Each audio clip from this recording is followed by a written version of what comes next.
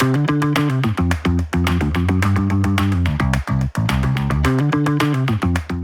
to Startup Simplified, Amrit. Thank you for making time. How are you doing, Chief? Good. Thank you for having me today. Perfect. So let's get started. Let's start with a very quick introduction of who you are. So just give us in a snippet what you've been doing before Beleaf, and then we'll proceed with the conversation. Okay, sure. So I was brought up in Indonesia, went to school here, and then went to university in the States. So I studied there for 4 years, worked for 4 years in Chicago, and then returned to Indonesia in late 2012. I then worked in real estate for about 4 or 5 years before realizing that I was not very passionate about it and wanted to do something that I enjoyed more. Sure. At that point is when I started hydroponic farming. So we started with one small farm in Bogor. And the aim was, can we create a product that supermarkets and people like? And can we generate a yield per square meter that's high enough to make it financially feasible? Sure. So after achieving those two things, we then built our second farm, also in Bogor, about triple the size of the first. And so same thing there, quick retention of our products into the supermarkets. We then had the choice of, do we scale in a capital efficient manner or capital light or a capex heavy manner? Mm-hmm. And that's when we started engaging some venture capital from Indonesia and Singapore and having that discussion. So all this while it was completely bootstrapped before this engagement happened. Yeah, normal, traditional, profitable company before we went into startup mode. Interesting. Yeah, and then so then we decided to take that asset light approach because we could scale much faster and pick up market share at a greater pace. Sure. And so what we did then, instead of continuing to build our own farms, we engaged underperforming farmers in Indonesia. And what we do is after engaging them, we give them a set of inputs, so seeds, fertilizers, chemicals that we've already researched at our farm. Mm-hmm. We then give them SOPs and then monitor weekly via our agronomist as well as our farming app, which is called Beleaf OS. Mm-hmm. And then upon offtake, we absorb everything that they harvest at a predetermined price. Mm-hmm. And then we take that product, put it through post-harvest and export it. Okay, let's simplify all of it. I mean, there was too much information out here. Mm-hmm. Let's simplify it. I mean, so I don't come from any agri background. I believe most of our listeners neither, right? So let's just simplify this piece, okay? So let's start with the first part. What excited you about this whole space? I mean, you were in real estate, you were not liking it, but then why agri? I mean, what was the pull for you? So it's something that I've been doing kind of as a hobby since I was a kid. Okay. And then it was actually a retirement plan to do when I was 60 or 70. Okay. And then I got a nudge from my wife to, why don't you try it now and see if it works out. How old were you when you got this nudge? 30. 30, okay. Yeah. And that's like 30 years earlier. Yeah. Okay. Yeah. Okay. So, so the nudge was that, okay, why don't you try it right away? Yes. So now after trying it, while studying, so we had the first farm, the second farm, and then while studying kind of the macro environment involved in it, we realized that the market is very, very big in Indonesia, has a lot of untapped potential, and most farmers are underperforming, and there's not enough government support, unlike other South Asian countries. So a lot of the value chain is inefficient and quite broken. And for Agritech startups, it's just to pick which part of the value chain you want to fix first. And there's enough work for the next 30 years for all of us to do. So it's a huge space. There can be, 10, 20 huge Agritech players here, with plenty of space for everybody to do well. Sure. Well, let's just put it in a structure. Give us a few reasons why farmers are suffering. What are the key improvement areas which you figured out, or overall general in the agri space over here? What are the areas of improvement where farmers need support, be it in order to increase their yield, get better prices, whatever? Okay. So there's one major issue, which is where that's the first thing that we've begun to fix, is the quality of the inputs and the mix of the inputs that they use. So generally, farmers will buy whatever seeds and fertilizers are available closest to them at the cheapest price and whatever is being pushed to them on promotion, rather than buying what they actually do need for that particular crop, which will result in a much higher yield. So they see it as, okay, I'm saving a few 100,000 rupiah now, but what they're not realizing is that they're losing out on tens of millions when they harvest. And so that's the first problem. But that relates to a lack of cash flow. And the reason that they have a lack of cash flow, they're actually in this vicious cycle where most farmers borrow from what's called a tangkulak, or a middleman that's in their area.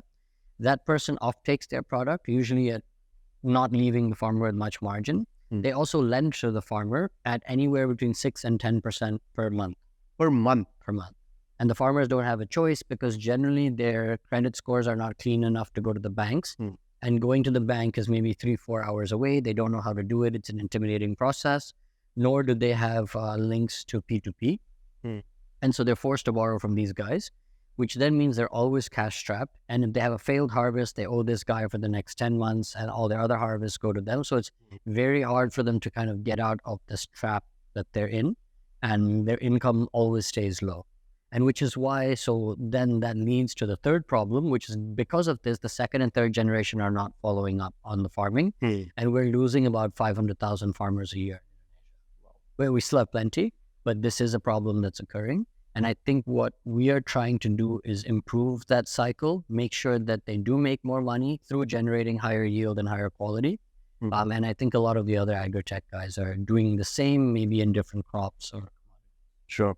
So when it comes to Beleaf, you're specific towards a certain kind of crops, or you're agnostic? How does that work? So we used to have about 230 crops. We now have 15. 15, yeah. So in the last few months, we actually trimmed down a lot. So we did try many different things to see how the margin profile is, the post-harvest, the growing methods, which countries could absorb how much volume. So we've kind of gone through that testing phase in our first year and a half, and now we've refined our scope. And so now we have 15, and it's mainly root vegetables, a few leafy greens, and a few tropical fruits. And in the next year, we'll probably drop that SKU count even further. Even further. So like it's a hyper consolidation mode in which you are. And just focus on those few things and become very diligent and, I guess, good, or master those few products. Sure. So let's break down what exactly just Beleaf does, right? I mean, you have your footprint in multiple stages of Agri, right? So let's dwell into each of it, right? So let's start with the inputs which you're talking about, the seeds, the pesticides. How does that work? Like let's just break down each part. Okay, so on the input side, it's more so that we do the research to make sure that the correct combination of inputs are being used. We then go source those inputs and make sure that they're provided to the farmer at a competitive price. Fertilizers and chemicals you just buy from stores, but what we've done is we've gone to the manufacturers, so the price is much better that can be given to the farmer. You also help them with the credit for those? We do. Credit for We do via P2P. P2P. Yeah. And we're working with 2 or 3 P2Ps on that who are willing to give us off-balance sheet loans for our farmers. But the farmers will receive it not in cash, but in input. Which makes sense. For the seeds, we work with universities to breed them. Because for root vegetables, you can't just go to the market and buy a pack of seeds. You actually have to buy it from a breeder. But the quality here is very inconsistent. And so we pretty much have no choice but to go breed it ourselves. But because we don't have the bandwidth, we are working with universities too. Sure. So that's the input part. What comes next? So next would be the SOPs. Now, generally farmers, for example, we engage a farmer to grow potatoes. We'll pick one that's already grown potatoes for a lot of his life, so he knows how to farm. It's just that we're removing the external pressures to allow him to farm better and to actually follow a good set of SOPs, spray at the right time, fertilize at the right time, whereby he doesn't have to worry about cash flow and doesn't have to worry about the price in the market or whether he has to harvest early or harvest late in order to pay back his very expensive loan. So by removing these external pressures, he's free to actually do what he's good at, which is farm. Okay. So that's the next stage. So the farming part is done. Yeah. Now the offtake part comes. Yes. So upon harvest, which we'll do some like predictability or studies beforehand to predict what the yield will be. We'll then join them for the harvest. We take all of that, we bring it to our export facility, and then that's when the post-harvest begins. Post-harvest begins. And the farmers are paid as soon as you've sold it. No. So when we take it to our facility, it takes about 24 hours to wash and process. We then weigh it based on the grades and make the payment to them. So generally they're paid within 3 days of harvest. Well, We're trying to get quicker at it. That's sweet. I mean, it's much better than what the scenario which you mentioned earlier, wherein there's a middleman in place and then the whole process goes haywire. Okay. And then there is the last leg for you that you sell these harvest to the end consumers. Well, B2B to C. So we don't do it direct, but to supermarkets. To supermarkets. Okay. And you also export it? Yeah, main 70% of our volume is export. Yeah, also to supermarkets in Singapore, in Dubai, and Malaysia. Sure. Let's talk about the scale of the business at Beleaf, right? I mean, you mentioned that now you are very focused on 15 root vegetables mostly. What is the scale right now at which you're operating? So I guess to put it in perspective, when we first started our first farm, we were doing about 3 tons a month of produce. That was way back in 2019. 2019. Yeah. And then when we had 2 farms, we were doing about 13 tons a month. And now we're at about 450. Whoa. So last year we grew a decent amount. Sure. When did this whole venture play come into picture for Beleaf? When I was about to open my 3rd farm, I figured that there must be a more efficient way of doing this and a faster way to grow. And that's when I started approaching venture capital guys, and they were very clear that, look, if this is capital intensive, we're not willing to do it. And you need to find an asset-light way to do it. Which year was this? 2021. 2021. And before this, all these farms, you used to own those farms or rent those farms? Our farm? Yeah, your rent. Rented. Yeah. Okay. Which became asset heavy. Yes, because of the greenhouses. Okay. And how did let's talk about this whole venture capital journey which you went through. This was in 2020, right? 2021, the golden year. Yeah. In Indonesian venture capital funding. So how was it? How was the whole overall conversation like, and how long did it take for you to raise funds? Actually, the seed round was the toughest round in 2021. That was the first external round. That was the first external round because there had not been a farming as a service company yet, or at least in those terms, or a modern version of it. Sure. And so we were the first to do it. And so that was quite tough. I think we must have gotten 25 to 30 no's before we got one interested party. And once we had somebody interested and we got a term sheet, a lot of those guys who said no came back out of FOMO, I guess. Sure. And then actually that VC ended up leading quite a few rounds for us and still support us quite well. Which VC was that? Alpha JWC. Yeah. So we work quite closely with them and Open Space Ventures. Nice. And how long did it take for you to close the fund? The first one, 6 months probably to get a term sheet. It took very long. Yeah. And then from term sheet to close, I mean, there wasn't much due diligence to do. Sure. We're still quite new, so maybe about 2.5, 3 months. Sure. If I would have to ask you to compare the overall ecosystem, especially on the agri side, from when you started to today, what do you see? What is a stark difference that you see? So when funds were cheap, a lot of companies in the Agritech space existed without actually providing value to the supply chain. They were trading, which, in the long run isn't too beneficial to anybody. They were pretty much taking the place of those tengkulaks, but not doing anything very different. And because of that, when over time, during COVID, it did okay, but after that, their returns start to erode, their margins start to drop very quickly, and there's not much they can do. And these were venture-backed companies? Yeah, venture-backed guys. The traditional ones had no problem. They were there, they're still there, they're doing well. Sure. And before you can actually disrupt them is going to be a couple decades. Not because they are good at what they do. We can do it better and faster using technology and better methods. But it's so big that by the time we affect them, they probably would have already adjusted. Yeah. Sure. And also purely from a agri-tech space in Indonesia, where are we right now? I mean, so there's been a lot of noise.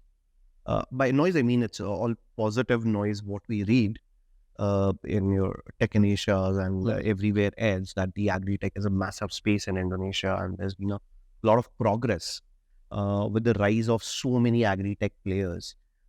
You're part of it. You're part of the ecosystem. Where do you think exactly we are right now in the journey?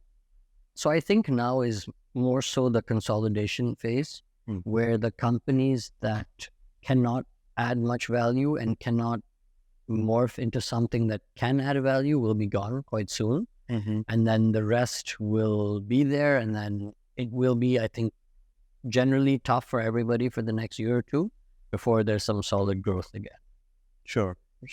And I think the reason for that is that a lot of the ones that did raise a lot of money early in those golden years are now gone. And it's kind of tarnished the image of Agritech in Indonesia. Correct. Especially foreign investors are quite shy, not just with Indonesia because of compliance issues and governance issues, but because the big ag tech guys have not survived. No, that's I think that pretty much applies to the overall ecosystem. Yeah. Not only agri. Yeah. Unfortunately, that's the case. We've had far too many incidents. At least the ones which have come to the light, I believe the numbers much higher on the sites which haven't come out yet. But yeah, I agree completely. Purely from a farmer's perspective, right? Has it been a difficult transition for them to adopt to these technologies? Not very much, but it actually depends. So in the start, when we created our app, we thought, okay, we're going to go out and get farmers to use this. That did not work. And it was very quick. Within 2 weeks of launching, we're like, okay, this doesn't work for farmers, but actually we've created a perfect product for us to monitor farms. And so it's become more of a farm management or ERP system, which now we can't scale without. So I'm very happy that we built it, but we did make too complex of a version, and now we're simplifying it for our internal use.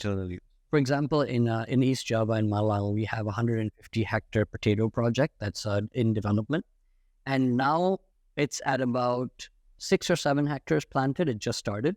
Right now, it's one person looking at it. You can see it, take pictures, no issue. When it's 150 hectares and you're planting and harvesting 3 or 4 hectares a week, it'll become far too complex for us to document. Correct. And then that's where the app kicks in, where it makes it far easier, not just for us, but for the P2P companies and insurance companies that we work with as well. They can log in, see what's happening at our farms, see any pest and disease problems, reports, yield predictions, pictures, and, to be updated weekly. And for projects that are big enough, we're now putting full-time employees that live there that live there to monitor maybe 20 minutes from there. Sure. In the closest bigger city to monitor much closer. Okay. Purely from a technology perspective, my understanding, very limited understanding within this space as well as any supply chain space, has been the adoption of tech, because they've been really fancy, really good scalable tech which have been built by a lot of startups.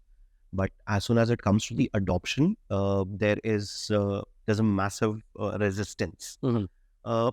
In your case, do you see that kind of resistance, be it from on the supply side, on the harvesting side, on the IoT side, on the input side? Yes. So if you ask the farmer to use this tech, there will be a lot of resistance. But what we've done with our IoT machines is we plug it into the farmer's farm and we control it from our app, and we don't ask them. So they don't need to do anything. Just let it be there. It's safe. And then they're okay. So they don't mind it being there as long as they don't have to be involved in it. They're okay. So somebody selling a tech product to farmers is really going to struggle. I don't think the adoption will be here for at least another decade. But if you're using tech to enhance yields, but you control it and the farmer can stand by and reap the benefits, then not really an issue. For example, we have a weather station as one of our IoT devices. It collects about 12 different parameters from the environment, sends it back to us, and then we use it to evaluate why the farm has done what it has done and how we improve yield performance in the future. But the farmer is not involved in that. They just get the tip at the end that, hey, this is what we should do next cycle. They get the updates, basically. Yeah, this is what we should do next cycle to improve. Sure. And any resistance from the middlemen? Because I mean, you are eating into a lot of their business. There was no resistance until about a few months ago, where we have gotten sizable enough in certain crops, namely the root vegetables, where now we're starting to see resistance from them. And we are trying to find creative ways to work with them rather than cut them out. One is that two of them have become our logistics providers. So, instead of you collecting from these farms, you make $500 a month. Now pick up all the goods from these farms and deliver it to our warehouse, and we'll pay you $600 a month. And they're more than happy. They get a stable income. The farmers stop getting disturbed by them. And so we're looking, that won't work for every one of these middlemen, but we are looking for solutions to include them rather than cut them out. If we cut them out, we will face problems. Yeah, I'm sure. I mean, and they need a job too. They need a job as well. So as long as they're adding value, and I mean, they've been doing it for decades now. So yeah, I mean, they won't give it up that easy for sure. Purely from your team structure perspective, just before the cameras rolled and we were talking, Beleaf is now around 120 people. Yes. Right. How does this structure works within Agritech, especially in Beleaf? Because I mean, you have these multiple farms, large harvesting happening, right? So what kind of teams are in place? Okay, so we have the basic back office teams that any company would have. But then where the heaviest number of people are on ops and supply. Supply, making sure that we're getting our harvest, the farms are monitored, and making sure that the goods are delivered to our warehouse. And then the second batch, the ops, is the warehouse. So because we're exporting, our operations are far more complex than most farming companies here. Because, for example, if a trader buys a potato, it still has dirt on it, and with that dirt on it, it'll probably last 20 days, but they only need 2 days to sell it. So there's zero shelf life problem. Whereas when we receive it, we need to wash it because Singapore won't accept any dirt on the potato, which if you tell a trader to wash their potatoes, the shelf life then drops to 2 days.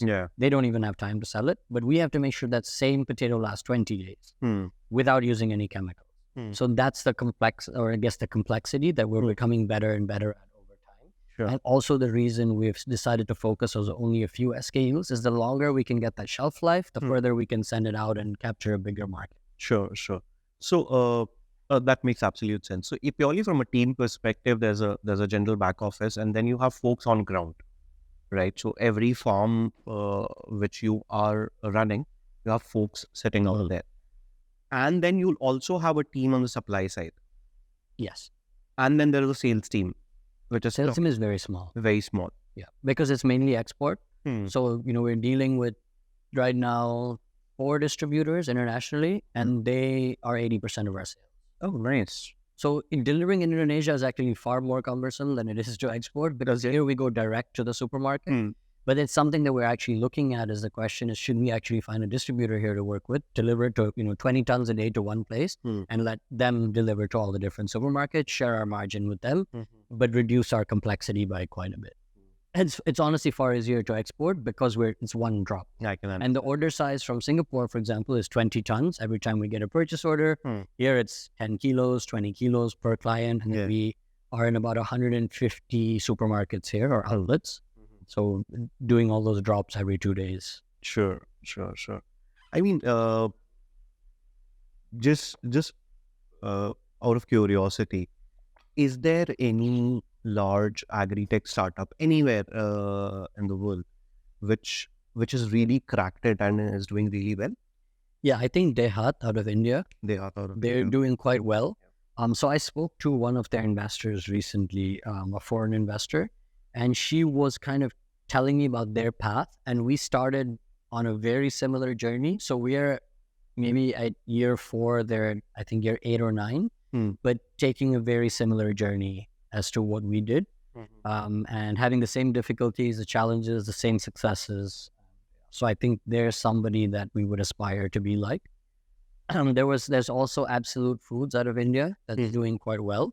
However, they took a pretty sharp pivot on focusing on the production of inputs rather than the farming and the export. They started with farming and export and went to input production, which one of our competitors here is doing as well. I think it's just a choice of which part you want to focus on. Mm-hmm. But I think when Agritech company first starts, we're like, oh, we can do all of this. Yeah. And then we look a little deeper. It's like, no, we really can't. Yeah. And that'll take way too much time and break our focus and pick something to do at. So I think our true value add is that we have a brand that's in 5 or 6 countries and we have that ability to export. And then we now need to secure the supply, which needs to be a higher quality than is usually available to be able to export it, which Indonesia is definitely capable of. It just has to be done in the right way. Sure. What do you, I mean, are there many B2C players in this space wherein it's actually farm to plate? Are there many? There's a few left. There were a lot, but most of them are gone. What happened? What went wrong out there according to you? The unit economics doesn't work? No, because they are only trading. Or they're only trading? Yeah. And then what happens when you trade is there's a large portion. How does this trading happen? Sorry to cut you. How does this trading happen? If you could just explain. So you go to that middleman and you buy from him. Oh, you buy from the middleman, not from... You then do basic processing at your warehouse, packaging, whatever it is, and then send to your... So you're not dealing directly with the farmer in that case. You're basically dealing with the middleman mostly. Yeah. Okay. And why the unit economics doesn't work? Because he's taking up a lot of the margin. And then you have pretty heavy logistics first inbounding because you have 250 SKUs. Actually, a lot of these guys had over 1,000. So inbounding 10 kilos of 1,000 different SKUs from different areas every day. Very heavy logistics coming in. Very high ops cost, which we also had with our 200 plus SKUs. Now it's becoming far more efficient. Then there's a lot of waste because when you buy from these guys, it's difficult to pick only the grade you want and the sizing you want. So you'll be getting quite a lot of variety of grading and spec, and then you won't be able to sell the sub-spec and like small pieces. And so there'll be a large waste component, which erodes their returns. And then because they're B2C, the typical order is 3 kilos or 4 kilos. And so very heavy outbound costs. And then they're acquiring these customers online, which pretty much means they're burning money for the store acquisition as well. Yeah. Anyone who has cracked this model anywhere? Any idea? I'm very curious on this one. Not really. I mean, I guess like Flipkart, Amazon Fresh, who has it as a part of their portfolio, it works. But I doubt if they are dealing directly. No, they're buying from suppliers. They buy from suppliers, right? Sophisticated versions of the middleman. Correct. Yeah. And the volumes must be this high that the unit economics somehow works. Yeah, and they're very good. Those guys are very good at logistics and warehousing. Yeah, they've cracked the logistics and warehousing. That's the key, right? So when you're doing some, like when you're an aggregator and just selling and not actually farming, you're actually a logistics and warehousing company. Yeah. That's what you have to be really good at. That and selling to the end user. True. So it's actually very tough to crack that. The B2C part.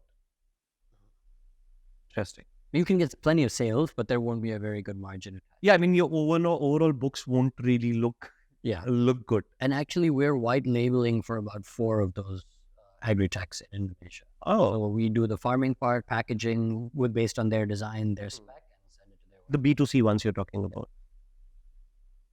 Interesting. And their sales are fantastic, all these guys. Sure. But it works out for you, right? Yeah. It works out for you because you don't really need to take care of all the other headaches. You're either ways doing the farming.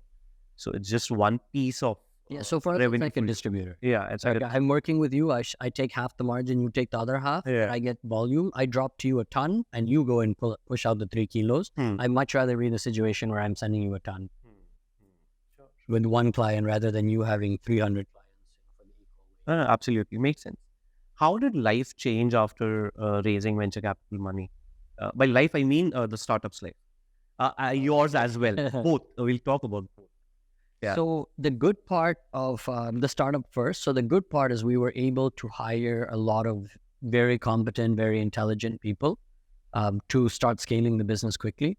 And like last year, we grew 10 times. This year, we're being a bit more conservative, trying to grow about 2.5 to 3 times and make sure our margin profile stays intact. Sure. So that was good. We could go into hyper growth mode. We could expand, try a lot of different things, afford to make small mistakes, and then clean up and now consolidate based on what we've learned. So that's the good part. The bad part is a lot of the guys that were originally with us were not happy or couldn't keep up to the new pace of the company. And I mean, you have to have a certain personality to be able to work at a startup and then work with very demanding founders, my COO and me both, especially because it's Agri and our clients close for 1 day a year. So we can only close for 1 day. So even Lebaran, for example, we only give 2 days off. And then on those other days, you're welcome to take leave. But anytime there's a Tanggal Merah, we give that day off. But if there's if it's on a Thursday and then Friday, a lot of companies give off, we won't. A lot of people work 6-day work weeks as well with us. So it is quite intense. I think that's the kind of the downside of it. So what does it take purely from an employee perspective when you're hiring, especially for this kind of space? What exactly do you look for?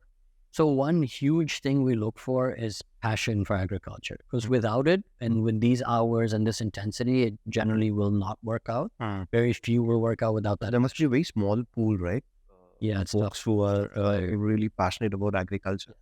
It's definitely very tough. I mean, we're living in the world of TikToks and Instagram reels, where you're getting quick 30 seconds, 40 seconds dopamine hit. To find folks who are really passionate about agri must be very tricky.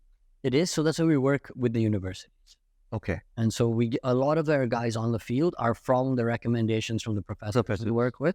That, hey, these are my good students, take them. They then go to our research farm where they're there for 3 to 6 months, and then they go into our farming as a service program. So they're kind of trained there first. That's a very creative approach. That's a good approach. Okay, let's talk about how life changed personally for you. So definitely life changed a lot. Work started dominating very heavily as soon as, actually even during the raise. I think this, I used to work out a lot before raising. For that next 4 or 5 months, that was gone. And now slowly it's taken me 2 years to build back that habit. But so it's a bit more balanced. So I think in the beginning, it was just tough because I could not balance it very well. And it took me a while to learn how to balance life with my family as well as my friends and then also work, which I think is very important to keep it. But I definitely lost it for 1.5 years and then kind of now. Why do you think that happens? Because there's so much to do. And in that first 1.5 years, we're trying to figure out the right people that we can trust to, hey, okay, this is the thing that we need to do. And then not speak to him for a week. That part was very challenging. I'd have to check every few hours. Whereas now we have a great team that I don't have to check on their work. We delegate. And if there's a problem, call me. If not, don't call me. I assume that it'll be done. I think there's a certain adrenaline rush also with the fundraise, right? I mean, there's this added pressure of now growing very, very quickly. I think that takes a mental toll as well. Yeah, very much so. Right? A lot of pressure. Now, how do you see the fundraising market today? It's quite especially for agri space. So it's quite tough right now. Valuations have dropped dramatically. So now I think it's more about worrying about how do you build a business that delivers value and makes profits, and how soon can you do both? And I think you'll be in okay shape. But having those multiple unicorns every year in Indonesia, I think is unrealistic for now. In the AI space, sure, they're still getting huge valuations, and they are going to change. It's a big black box for now. And we'll see how that happens. But in Agri and other places, I think it's much more now a comp to public markets, to large companies that are already existing. How are they trading? How are they doing? And the assumption is that's what you'll eventually become. So as a VC, I now have to be very careful in the valuation and the amount of money I give you to make sure that when you do grow to a $300-400 million company, that's what you will look like. And I think the expectation has changed a bit, that not each company has to become a unicorn anymore. If you build a $200-300 million company, you're in very good shape, as long as it profits. Sure. So, and I think they've also reduced the amount of pressure on growth and increased the pressure on unit economics. Do you think this phenomena is going to last for a while, or you think it's a passing thing right now? I mean, as soon as the Fed cuts rates back in US and money becomes easier again, we're going to go through the same cycle? What are your thoughts? Not like what it used to be, where companies were getting 30-40 times revenue. But right now they're getting 2 to 4, maybe 5 times if you're really outstanding. I think it might double, but not much more than that. Again, outside of AI Sure. or anything truly groundbreaking, I'm sure. So, so you raised money in 2021, and when did you see this this change in overall outlook and this change of a strategy from growth at any cost to more sustainable growth? When exactly did this happen? Well, mid last year. Mid last year. Mm-hmm. So, I mean, the party lasted for good Yeah. 2 years. Okay. How difficult was it for you to make that adjustment? Because the reason I ask you this is growth at any cost is the operation works very differently when you want to grow at any cost. There's this complete support that, hey, listen, don't worry, you spend money, we are here to back you up. And then all of a sudden, there's a 180-degree switch where it's now, okay, calm down and find a really sustainable way to operate. How is it switching over? So I think we're lucky in the fact that we are in quite a traditional industry, and we always had that notion in mind that, in a few years we do need to be profitable.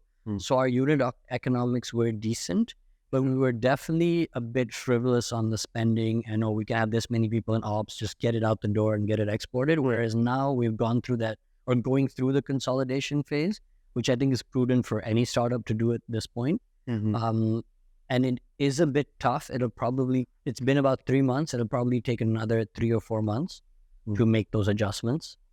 And it's pretty much finding, like probably a traditional company it does from the beginning, is, where are my inefficiencies? How do I fix them?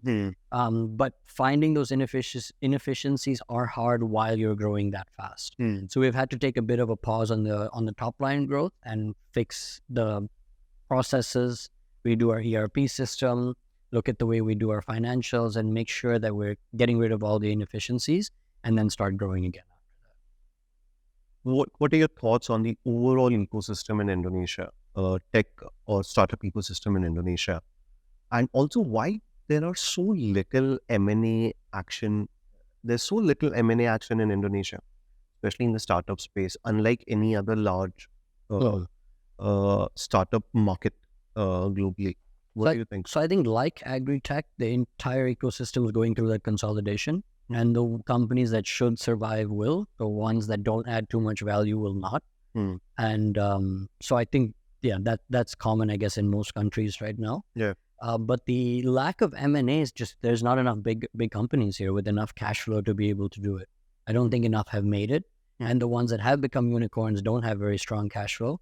And, so very ironic, right? Ones who have become a unicorn do not have enough cash flow. Which I think will change now. The guys who do reach that status, for example, eFishery, they have, pretty solid unit economics, cash flow, and I think they'll start consolidating in their industry. But we don't have too many other ones like that. In the next few years, hopefully. Just final thoughts. Where do you see Beleaf in the next couple of years? What are the goals which you have set out to?